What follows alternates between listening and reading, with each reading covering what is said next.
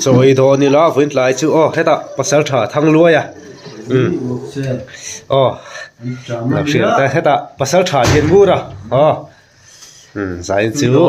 cần chuyện hậu in cái còn ấy lại đó nè giải cái sợi đồ chứ hay cần chuyện te bắt sáng thả thăng lúa liền ngủ te cần channel te cần video te thì mà yang mình support em tu anh nè chung à hiền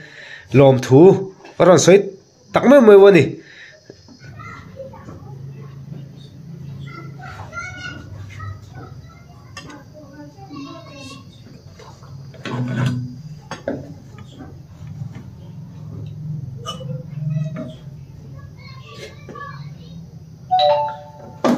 cái trong cái thập đồ hay trong phim mình mình cũng song khăn này sau đó không được hay sau phim không ấy đủ khăn này in khắc đó nè có cần khắc đó nè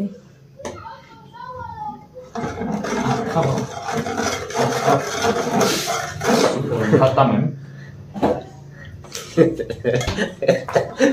sớm về hết chỉ sớm về hết cầm về rồi mẹ tiếp cái nông về rồi thế sẽ có người hít thì ra đâu ít là đâu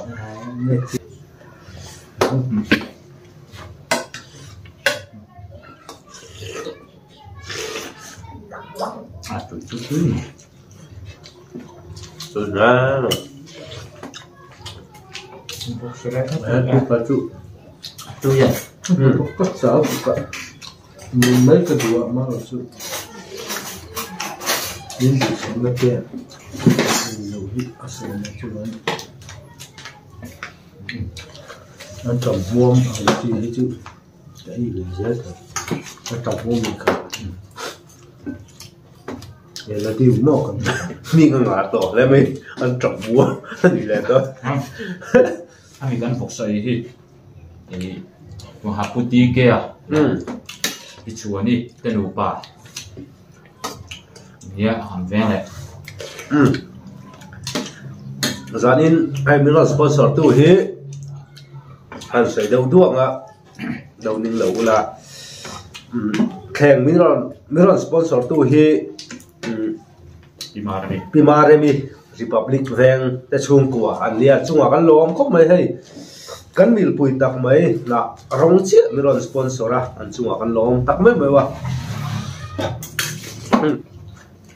sa hi kan soi yang à mà tưới vừa suốt rồi nó sụt tôi hơi mỏ con phải lom rồi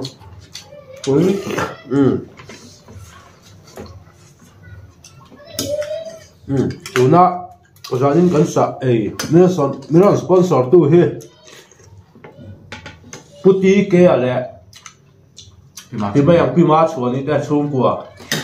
puti ke du ku hi pima chuan ni ani anh hi du tlang à anh oma du tlang à tu na in an de ya khan pui kho chuak an nia an chunga kan lom tak meu meu ani này anh ra ra sa po kan ei tui ke ke ya i bye bye lo ko puti ke le pi chuan ni bye bye bye bye lo thei lo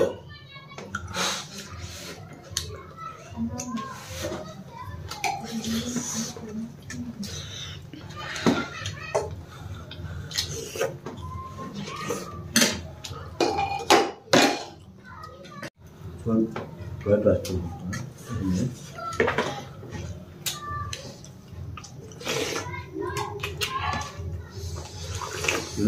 bây giờ vắt thôi đặt chạy không có chỗ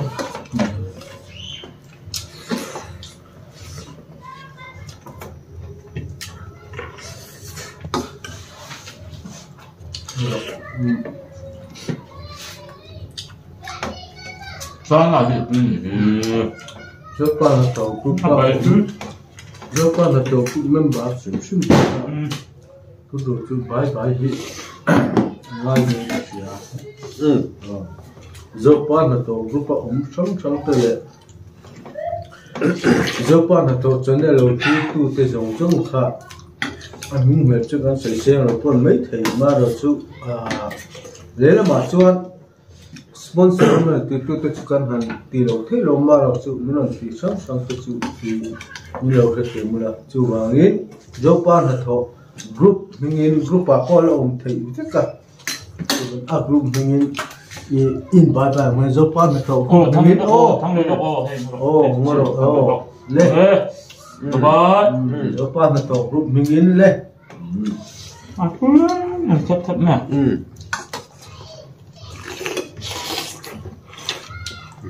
thằng đuôi á rồi sẽ em ta cả cho subscribe vào lên đây là viewers đây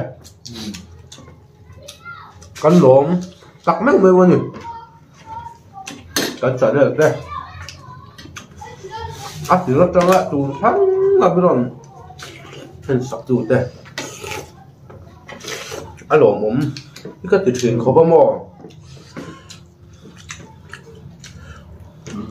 lốm mà cho dù ba cái này chú Olivera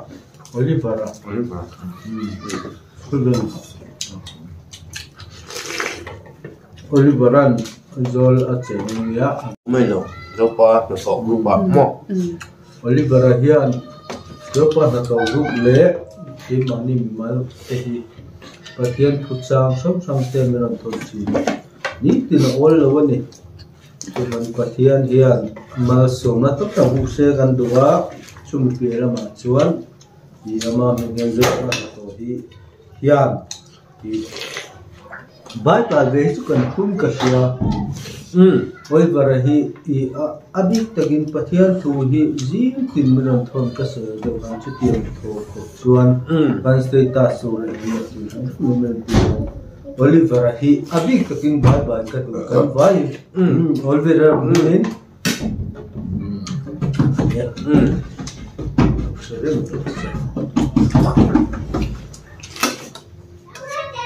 cùng cá chúng với thằng cam có ấn tụ là hay đó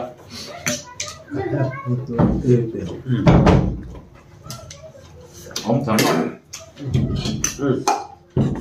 thật luôn á có thể chơi không đó xong nó thì phải cần ít nữa còn quay nó như thế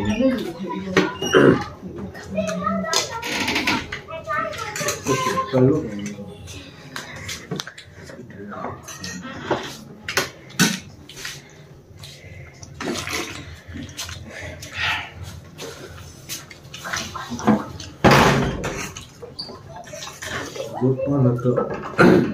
nếu đầu tiên vui về sự là mình đầu tiên vui số số sản mình đầu tiên vui á sắp cái cho mình sắp rồi đó ở đây mình ra mình muốn sẽ các subscriber sim tele dấu pa na tao rồi sim mình subscribe lâu tele quên nó subscribe thì nó dùng lên bye bye ha internet rồi nó ha chúng ta sẽ đây cô sập official siêu phụng official cho nên tụi bạn ăn cái đồng bye bye về này taoรู้thế rồi soi sim rồi hả với chúng con thấy nhiều tao bà em cho nên cô sập bye bye chú cắn cụ đâu chú tao đi bye bye cụ thì cắn chú bạn cắn thì khó được tôi mà chưa thấy cho tao có in nằm được mà mua quên mi luôn quên mi rồi rồi dấu pan hạt thọ mình đầu tiên tụt cái dòng sông lệ mình subscribe tụt cái dòng sông tê để mình không ăn lo sông subscribe rất tụt tê mình đầu tiên tụt cái dòng lâu khác thì không ai là nghe chung ý căn bài bài chú ô lệ lệ cái bài bài căn mình không bài bài run tuổi đây không sợ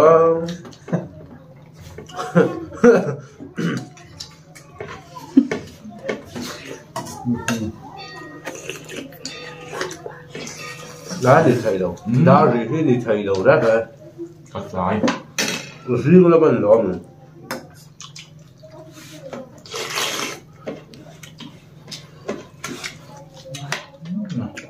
chứ cứ ra đó đá đi in ngay với mỏ biết đâu nhỉ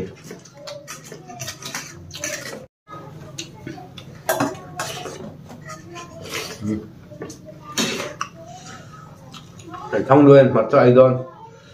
không đâu nữa cái là thì nó cho con vào lên thế nào thì đó phải lấy về lấy thầy lấy thầy Nó trộn quá. thế chú có tiền tại túi mà bố gì gì đấy in ăn mẹ không phải bố gì gì bố bác khát ai khát ai buổi giờ mà uống tiền lo mẹ đấy là những cái uống ăn lo mày uống chút chút thoải mái thì không gì à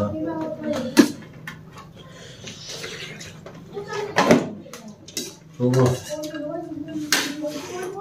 cho hiếu tội nó mẹ uống cả chút có thu mới cái ra nữa có sờ đâu cho biết có số thì con để dân Anh đang ở lộn. phải xóm ra đủ ai búa lâu mà sao anh ta chỉ biết một số phải tổ đó hai xem tân thì chưa có gì đâu thẻ khoa lớp tắm tận mấy nhiêu cho khoa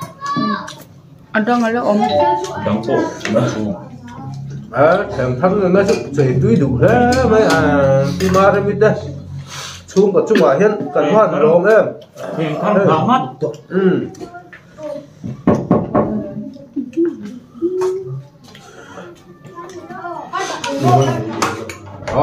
Nghe. được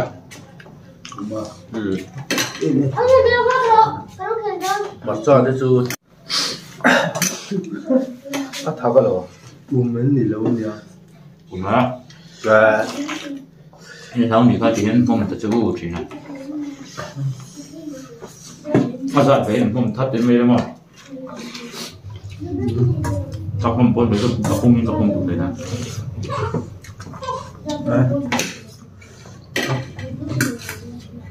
mình có là lấy một học sinh đến mấy mấy bỏ thì túi này giá nào thì túi về đây thì giá nào sẽ túi cái giá nào thì sao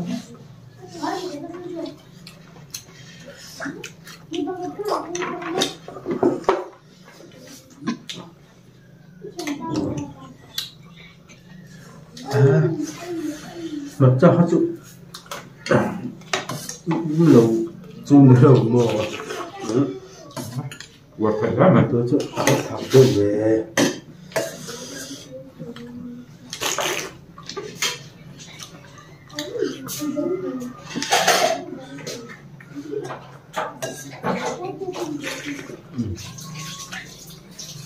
mà thật sự chỉ đã dùng cái mỏ anh tầm mua á tôi hả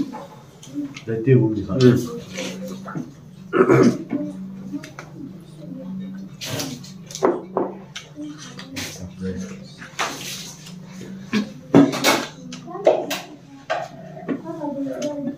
nó sẽ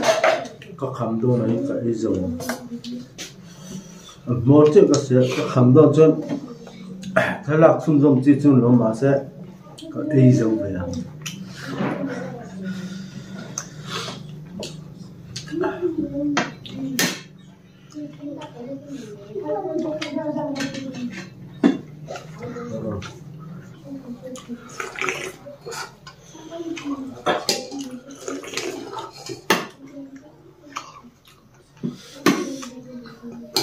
phải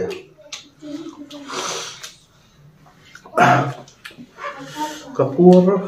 đót lắm rồi hey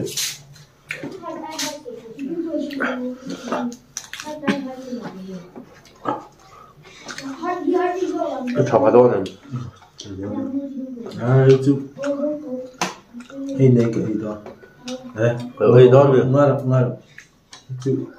mà cái rượu pum thì chú ít đủ hơn ấy cả cái đó ngồi rồi lấy chú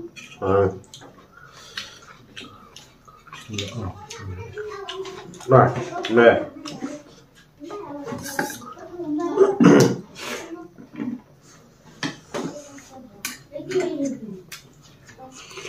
thế là không dùng chỉ dùng thì nó cái đó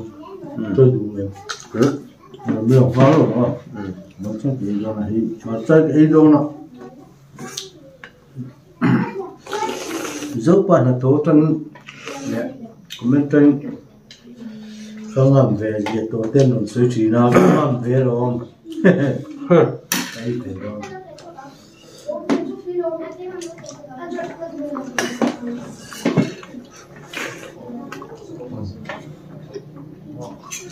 Pan ấy đón mẹ là thế này. Cho nên sẽ đón là cùng với chỗ ấy tụ là khai. Với số là cái số. Cho cái đi đón luôn. Và đi pan lâu đi à. Và đi đón mà sáng này. Cả sân nào luôn. Đi đón đó thì. Ai đón nó thì không nào.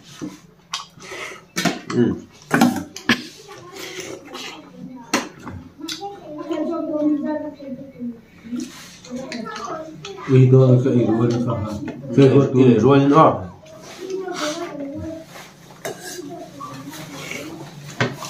Mua ra để thôi là thì làm nước. Khen thăn lồng đan. Khen thăn lồng đan. Và đi gần đây là làm cái đó ý nghĩa lắm. Đấy, không được có cái đấy là chim thế.